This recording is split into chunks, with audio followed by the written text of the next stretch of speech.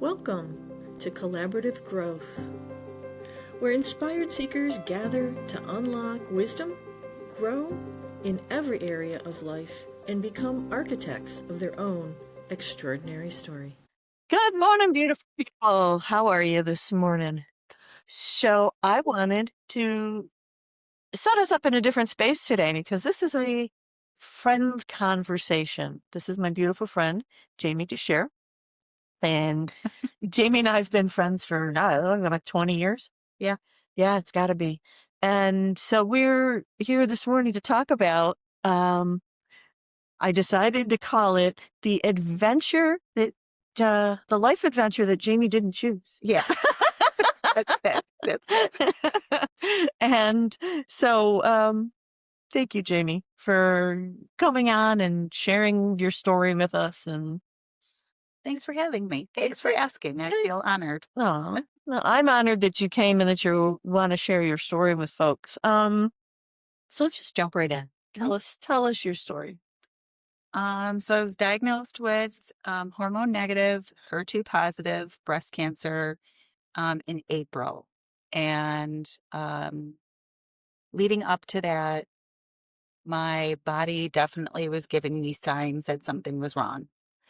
And I listened, and I'm glad that I did, because we were able to catch it before it could have turned much, much worse. Hormone negative, HER2 positive cancer is a very aggressive spreading cancer.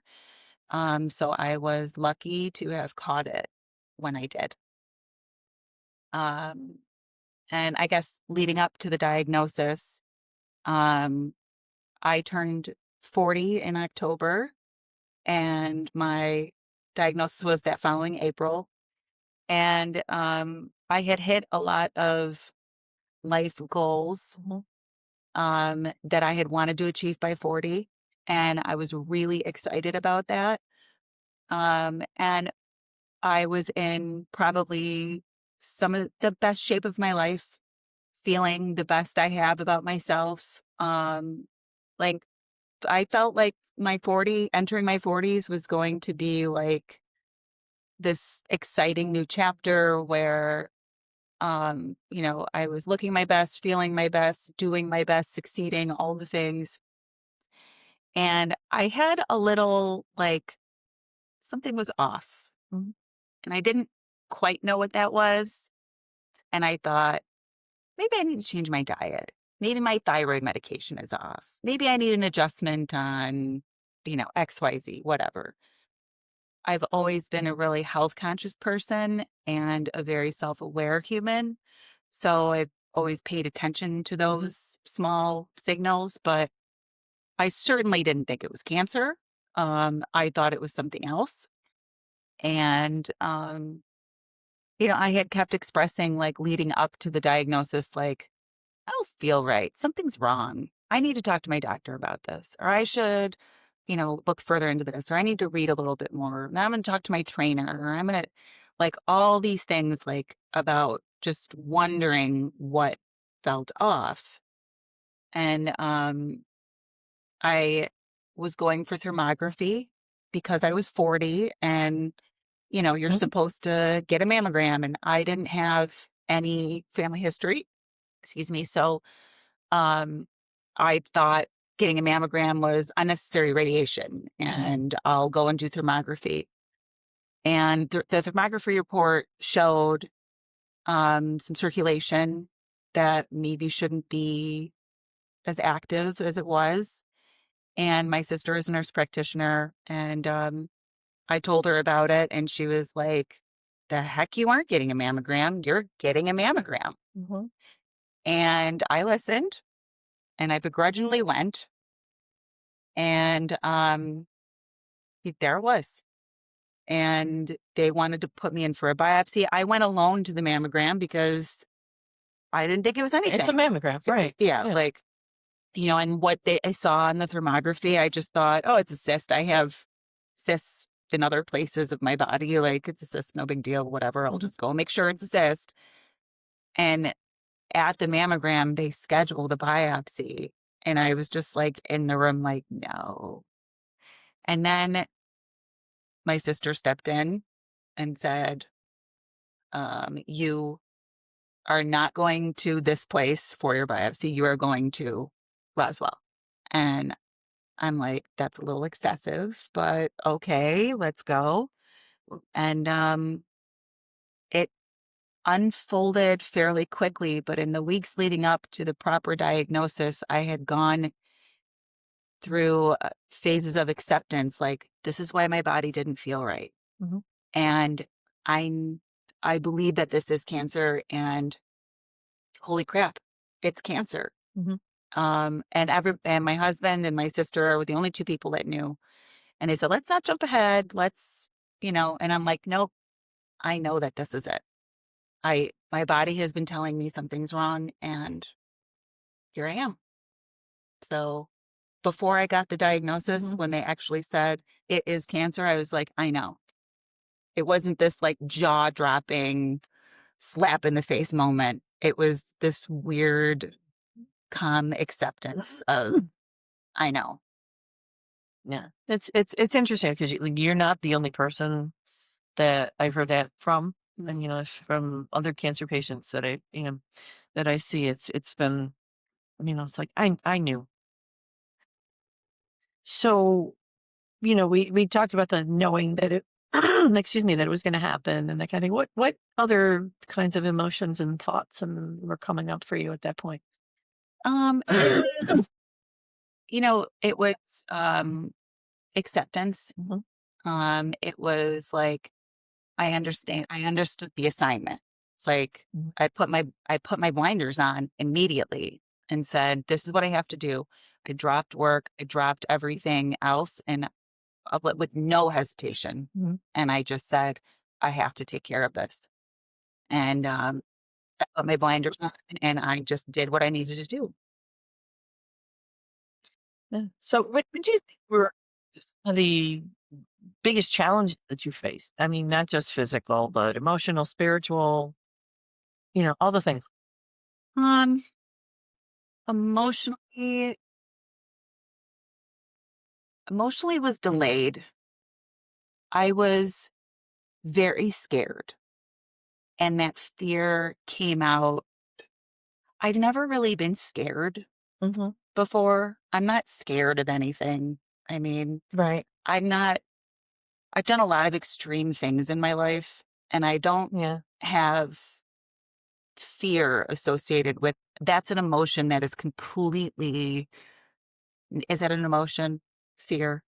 Yeah. Yeah. Wait, but it's A foreign. It's feeling, foreign. You feel like it's foreign to you? totally foreign. Yeah. So like to really truly feel fear for like the first time Hmm. was overwhelming.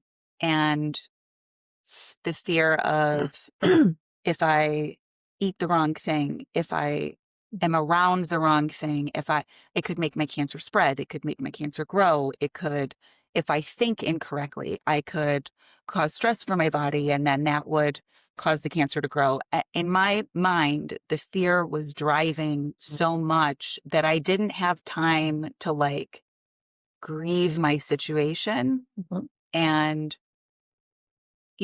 physically, like I've always been a fit person. So like I thought like I'm just gonna blow through that part. Like, physical, I can handle that. Like I can push my body. I know I can. Mhm.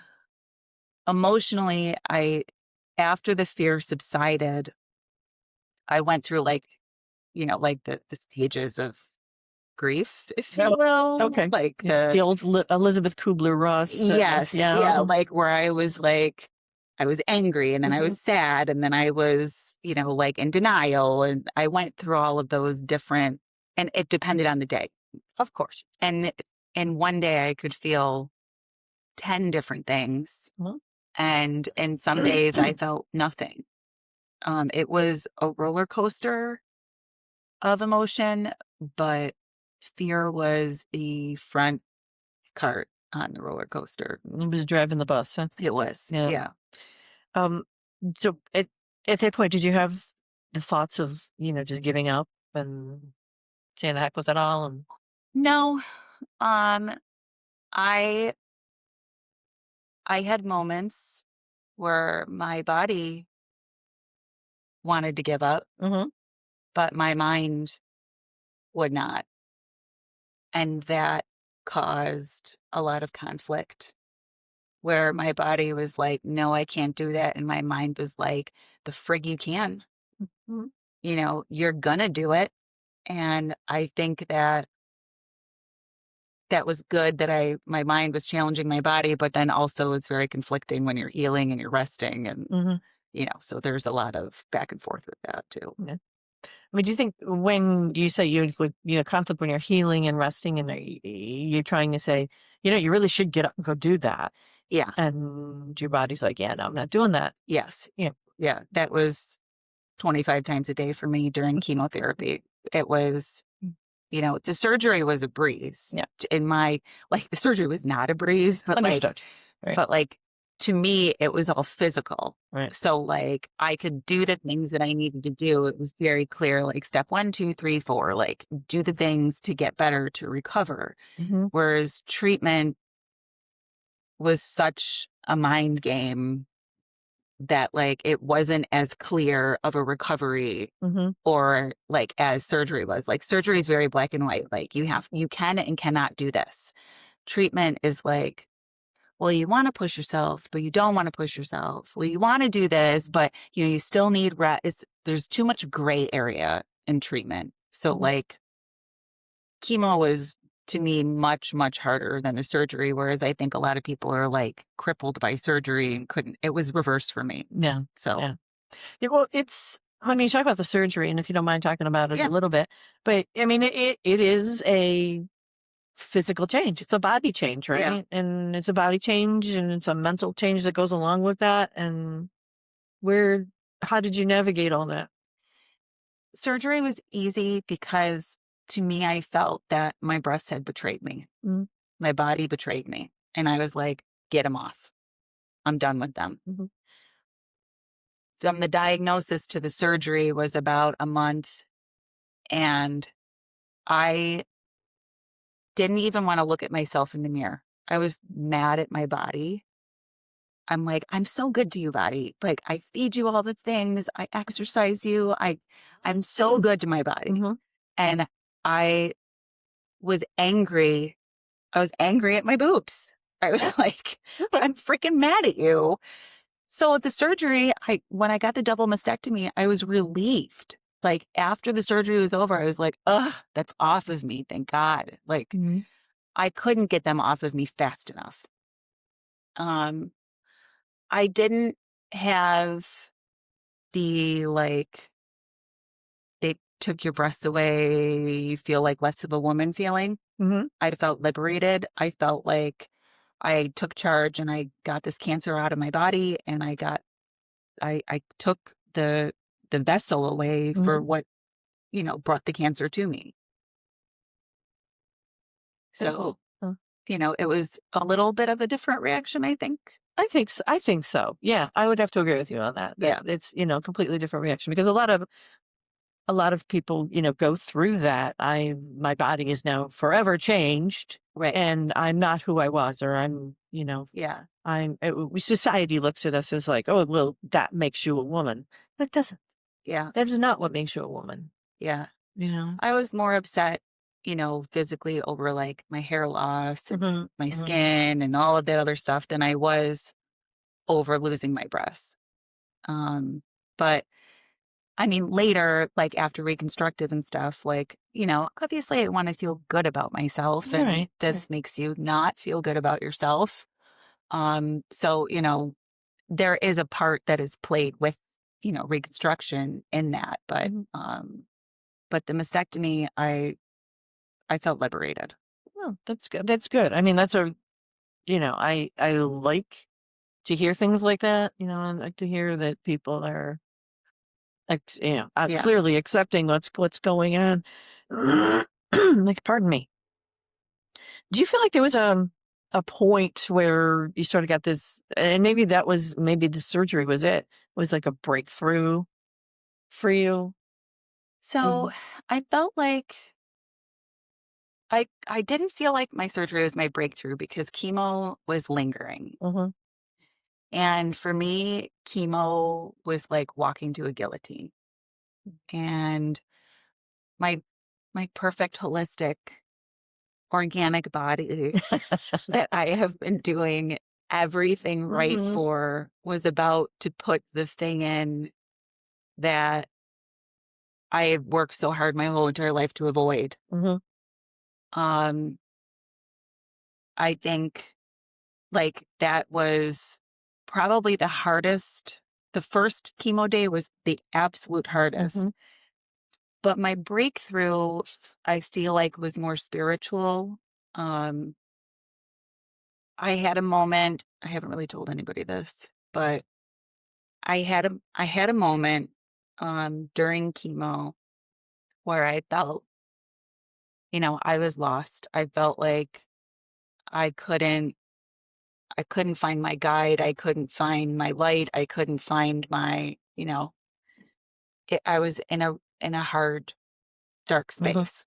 And I had a mini trampoline out on my back porch because every morning I would wake up and jump on that to activate my lymphatic system and, get like Mhm. drainage going and just a little like exercise to start my morning. And I would jump on that for 5 or 10 minutes. And I'm a very spiritual person. And I was raised religious. I would say my religion is spiritual, if that makes sense. It does. Yeah. And I talked to God every day Mhm. and I prayed every day. I read my devotionals every day. And I felt like he wasn't with me for a short period during that chemo time. Mhm. And my standout moment of my breakout moment was I woke up one morning. I wasn't looking for it. I woke up one morning and like, get up, let's go, get out of bed, get into my, my morning routine Mhm. and get up and get on my rebounder. And I'm on my rebounder and I'm jumping and it's sunny out and it's a beautiful day. The wind's blowing through the trees. I have a gorgeous backyard Yeah, you do. and the sun is just shining on me. Mhm. And it's like shining on me like right like in my eyes, but like I can't look away from it. Hello. And I'm looking and I'm like having this like kind of warm feeling wash over me. And I felt like he was looking at me. Mhm. And I just was jumping on this trampoline while it was like so ridiculous. Like I'm jumping on this trampoline. I feel like he's looking at me. And I'm jumping higher and harder and higher and harder. And I'm crying. Mhm. And I'm like, this is the most amazing feeling I've ever had. And I felt like he was looking directly at me during that moment. And it might be one of the happiest moments of my life that I've had where I felt like you can see me. I'm going to get better. I'm going to get better. I know I'm going to get through this. I'm not going to stay in this dark place anymore. I'm ready to get out of it. Get me out of this hole. And I jumped for like 5 minutes longer on the trampoline that morning. And and I went back inside and I just like had an insane emotional reaction to it. Mhm. And it helped me push through the last part of my chemo treatments, like seeing that light and really truly like actually seeing a light. And every morning I would go outside from then on forth, I would look at the sun and I would be like, okay, watching me today. And I kept thinking like Mhm. that he is just in the sun and the Mhm. sun was him. And if I was having a bad day, I would be like, I need to go outside and find him. And I would find the sun and then I would feel happy again. That's awesome. That is. It's kind of hippy dippy, I know. No, I love it. I love it. It was a moment I had for myself. It was Yeah. really awesome. Those are powerful, though. Those moments are super powerful. I love that. I love that. Thank you for sharing that. That was like phenomenal. I'm like, oh, okay. Yeah, it was wild. So let me ask you, coming out of the other side of treatment, as it were, I mean, I know you're still doing immunotherapy, Mm-hmm. so you're still doing a thing, but what did you think the future was going to look like, for lack of a better? So I've been struggling with that. Um, it kind of ties back into prior to diagnosis, you know, where I'd finished all of these goals. Mm-hmm. And I was kind of, on my 40th birthday, 2 weeks after we had finished our house, which was the major goal, Mm-hmm. my husband and I went on a trip. And on that trip, I was like, I don't want to say what's next, but like, what's next? And I couldn't Mm-hmm. really see. Obviously, my body was telling me, like, you can't look at what's next, like you've got some other things to deal with. But my third eye was telling me, if you will. Mm-hmm. And I was struggling with, like, what's my goal after 40? Like, I did all this work to have my businesses and finish our home, and my husband and I had all of these things that, like, we had checked off together and we were so happy about. And he was like, well, how about we just enjoy it? And I'm like, well, no, I want to enjoy it, but like, I still need to see what's next. And I can always envision what's next. Mm-hmm. I always can see what's ahead of me. It's not that I'm setting the goal it's just, I feel like I can always see where I'm going very clearly. And this entire experience, I could not see where I was going. Mm-hmm. And after treatment, I struggled with seeing where I was going. And I'm still struggling seeing where I'm going. I think I'm learning to give myself a little breather and just live in the time of, like, you're not supposed to have a perfect roadmap of step 1, 2, 3, 4, 5. I'm trying to give myself grace with that, but I still kind of am struggling with what that vision is and where I'm going and what I'm doing. Yeah. So let me ask you, so how did coming into coaching then clarify things for you and kind of move you into where you wanted to go and how you wanted to do that? And why did you even do that? Why did you even go to coaching? I mean, I'm a student of life, mm-hmm. and I don't like to be the smartest person in the room ever. Mm-hmm. It's boring if I am. And I don't think I have all the answers. So I think it's good to, like, if you're a person that, like, knows what you want, which typically I do. Mm-hmm. So not knowing what I wanted was something that I needed help with and guidance with, and I knew coaching could help me with that. And I've done coaching all throughout my life, Mm-hmm. personally, professionally,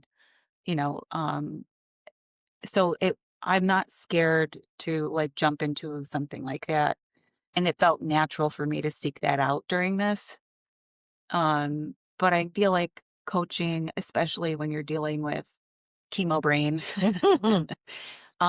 helps lay out that roadmap that you want, that Yeah. you have that clear path, those clear steps that you can kind of, like, when you start to get a little foggy or you get a little lost, it's like, actually, wait, I'm going to Mm-hmm. go back to my roadmap, think about what I talked about, think about, like, look back to what you wrote down. Like, that's not on your list today, kind of helps you stay focused when it's hard to focus.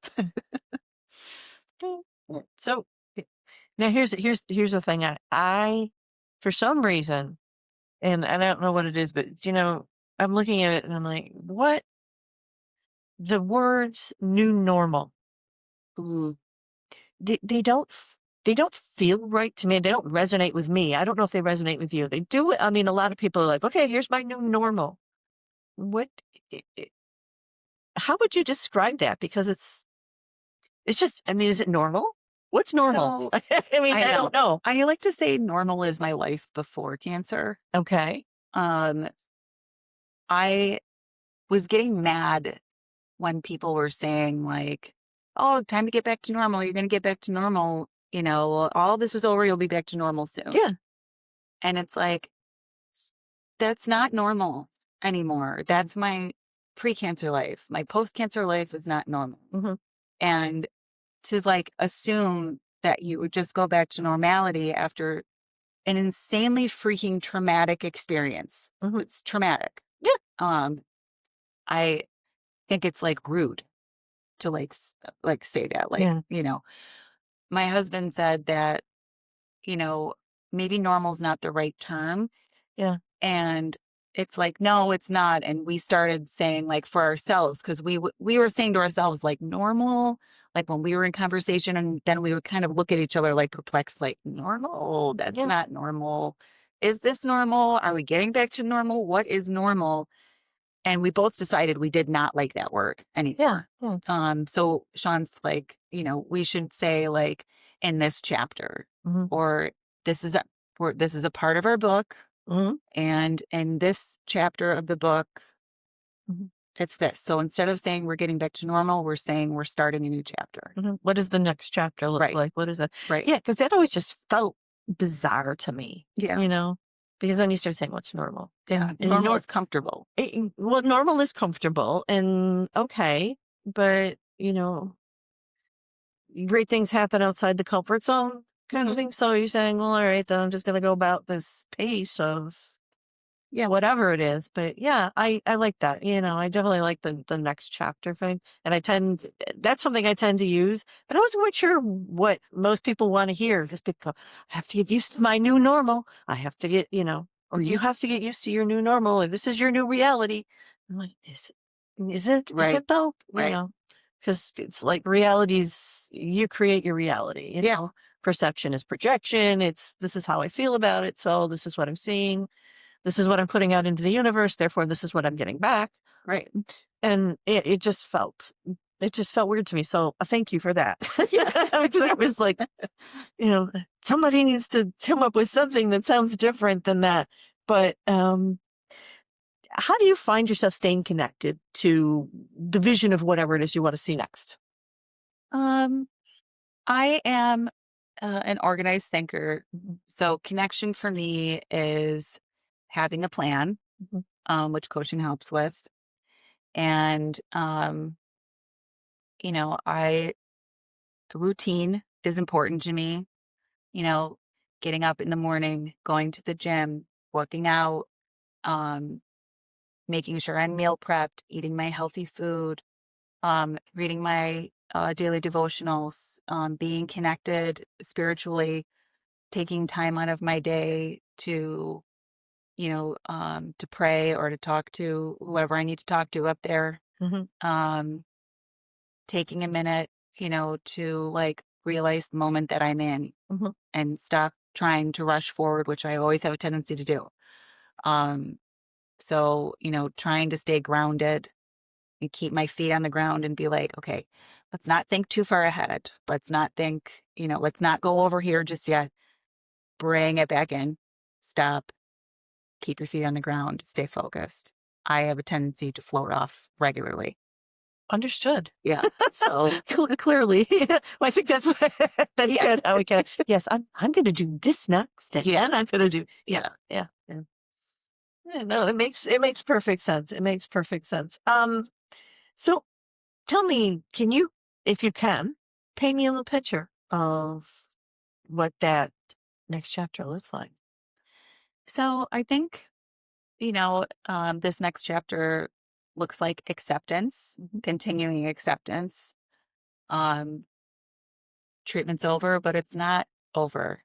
And understanding that I can't, uh, my next chapter looks like me understanding that it's not going to be a light switch fix Mm-hmm. and that it's not going to be overnight. I feel better and I'm done. And I think that this next chapter looks like me giving myself space and a little bit of understanding that I'm not going to fix everything right away. Mhm. Um, this next chapter, personally and professionally, I'm making shifts in my life to make sure that I'm allowing myself to have space, that I can think clearly Mhm. or make an adjustment if I need to last minute. and not being so overly planned, but continuing with my structure so that I can heal. And this next chapter is healing for me, That's awesome. emotionally and physically. Good. Yeah. Good. It, tell me something that you celebrate now that we didn't think before you had cancer that you would have celebrated. Is there something that stands out that you say, I really need to celebrate that? I had a couple things since finishing treatment. And lots of realizations come to you while you're going through something like that and going through treatment. My whole summer was filled with realizations, but um, there was a couple things events that had happened that like really made me feel like I'm so happy I get to be here and experience this. Mhm. Um, my husband put together like some barn jams at our house where our friends came over and played music, and we all played music together, and that really just like lifted my soul and my spirit so much. Yeah. We had friends of ours that got married, and just like, I value like the institution that is marriage very much. Mhm. And I I love love. And, it just made me, every time you're around love or marriage or anything like that, those unions, like it just makes me value my marriage and my husband so much. Mhm. So like just celebrating like small milestones, like anniversaries, birthdays, first time moment things, like those just become so much more amplified and so much more special Mhm. because you're like, I get to do this. I get to watch this. I get to witness this. I get to be in love with my husband. I get to watch my friends be happy. I get to listen to really great music because I'm surrounded by so many wonderful musicians. And like, I get to, I guess. And so when those like small things happen, it's just very joyous. Yeah. That's awesome. And we talk, when I'm doing coaching with people, people are like, well, this happened to me and that happened to me. And it's like, yeah, that's very victimizing for someone. And you're making yourself a victim and, this happened to me. And, and there's so much on the I get to side Yeah. that it's really a perspective on life is how do I look at my life? Do I look at my life as like, I've got to go do this? Oh, I got to get up and go to work. No, I get to get up and go to work. Yeah. Not everybody gets to get up and Yes. go to work. Mhm. It's that change in your mindset that really lifts you Yeah. up, Yeah. and But we talked about, what you put out into the universe is clearly what you're going to get back. So if you Yeah. put all kinds of garbage out there, garbage in, garbage out, it's kind of how it's going to be. Yeah, But if you put that good stuff out there, it comes right back. it's true. I felt like, for lack of better words, like I felt like God stamped my time card Mm-hmm. and he flashed it at me. And my immediate reaction was, I am not ready to go. Mm-hmm. I am not ready. So, when you get that, like almost like, like that hard piece of paper, like here's your checkout time, all of a sudden everything just feels like like you just want to be like, I'm not ready. I wasn't ready and I'm not ready. And I won't be ready for a really long time. And I freaking knew it, like steadfast. Mhm. I am not ready for this. But I saw that little time card flash and I was like, I'm not ready. I'm going to fight and I'm going to appreciate everything tenfold more than I ever have in my life before. So I felt like I just eliminated all of that negative around me, Mhm. that negative talk, negative people. I couldn't, something as simple as like a Facebook group of like cancer survivors. And like you think that would be helpful. It's not. Mhm. There's a lot of negativity. There's a lot of why me? There's a lot of, and it's really easy to fall into that. Mm-hmm. And, I'm not saying that I didn't fall into that a handful of times, Mhm. but removing that noise around me helped me stay focused. And I just kept envisioning my timestamp anytime I started feeling negative, Mhm. and that would convert right back to, I get to do this. I get to be here today. Yeah. And those, you talk about the groups and stuff, and I think groups are helpful. They can be. They can be very helpful. And I think that you can, you know, help each other. But there's a point where is this group going, and Right. who's leading this group? Yes. Because it comes out of a space of where the person who's leading the group is going to lead you to. Right. So if you've got someone who's going to lead you into the why me and the pity party and the, this happened to me Right. kinds of things, that victim, that what we'll refer to as a victim mentality, Right. then that's kind of where people are going to go. Yeah. And I'm not saying that that's not a thing, Hmm. because people need to do that. Yeah. People need to be able to say, this fucking sucks. Why did this happen to me? Yeah. I didn't ask for this. I don't deserve this. Yeah. Why are all these horrible human beings out there, Oh, yeah. living That's the the thing. life that they, Yeah. that they love? And here I am being a good person, doing all what I perceive to be all the things right. And I'm getting kicked in the teeth Hmm. by this thing. Yeah.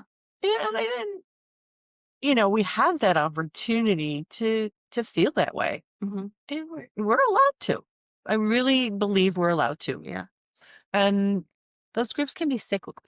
What's the right word I'm looking for here? Cyclical in that, like, where it's like great to have that group, Yeah. to have that outlet, but then that's all that group becomes, is the outlet. And then Right. there's no guidance. There's no like, okay, so I'm glad everybody got that out. Now Mhm. let's Right. move forward. And, but when you're in those groups, there's no leader really. Yeah. And see, that's And the you thing. just stay churning and all of that. And everybody just puts their 2 cents in about what they're going through. And after a while, it just becomes really negative noise, and you've got to step away from it. I agree. Then that's where that leader comes in. That's where that person Yes. that guides the group says, you know what? Yeah, you know what? It sucks for all of us. Yeah. And now what are we going to do about it? Right. Because we can sit here and be completely abjectly miserable and definitely lead to, our terminal end Right. in a negative way. But there's so much more to this world, and there's so much more to this life, that we now have the opportunity, because we have gone through all this. Now we have this opportunity, Right. to move forward and look at life as a get to. Right. Right. And that's I guess that's where I was going with it depends on who's kind of guiding that group. Yeah. But how do you think, how do you feel that your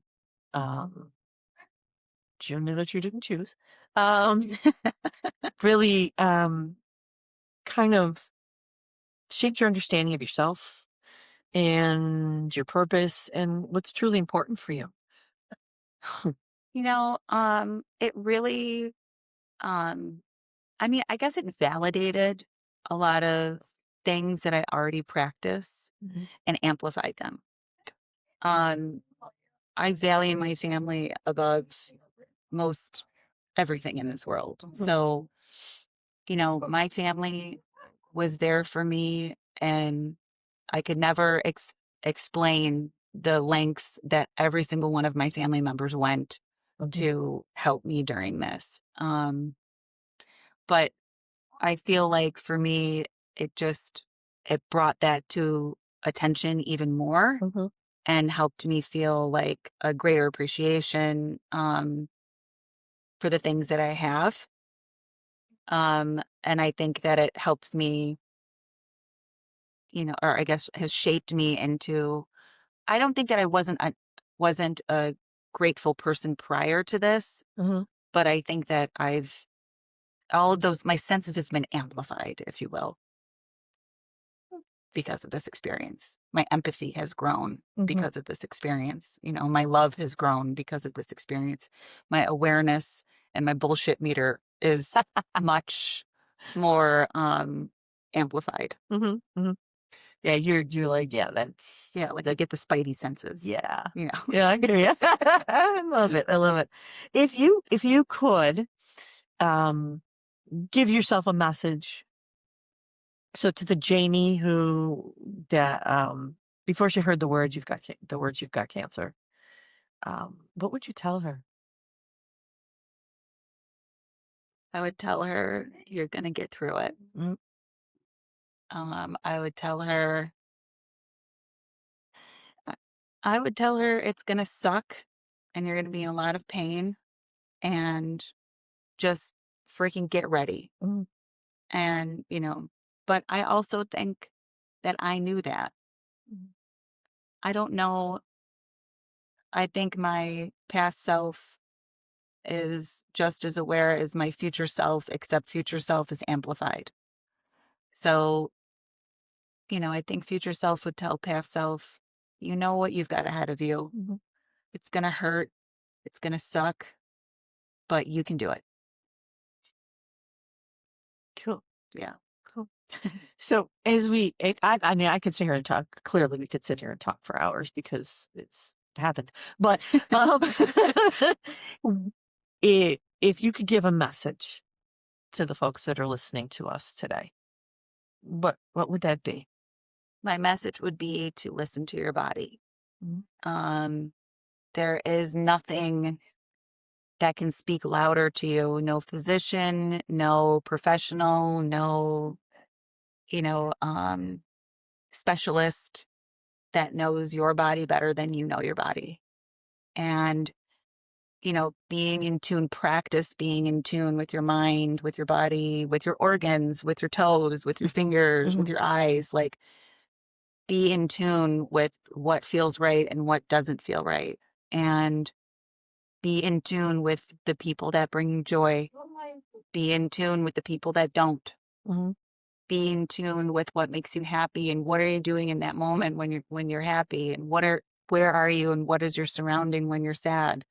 Like just really and truly being in tune with your body, with your mind, with your environment and your atmosphere. You know, what are you doing that makes you feel good or makes you feel bad? Because nobody knows better than you what your body needs or wants. Awesome. That's a great way to end our segment together. I so appreciate you being here with I me today. appreciate you. It was awesome. This is awesome. I love conversations like this. They're so real and they're so meaningful, and they just offer so much inspiration. So I thank you from the bottom of my heart for doing this. So thank you for asking. My pleasure. So friends, if this is something that anything that we've talked about this morning resonates with you in any way, or it makes you think of someone that might need to hear what Jamie had to share with us this morning, please share this. So like, subscribe. You know, we love our subscribers. And if you have comments to give us, please do share those comments. We love to see them and we love to read them, and we're happy to respond.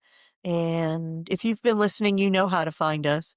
You can catch us on Facebook and all the social medias, Instagram, and surprise, we just started a TikTok. So that should be really interesting. And I've been told by our producer, Nadine, that I don't really have to dance and sing, but you never know, because, you know, she may at some point ask me to do that. But in the meantime, until we chat again, keep dwelling in those limitless possibilities, and we will see you soon. Take care. Bye for now.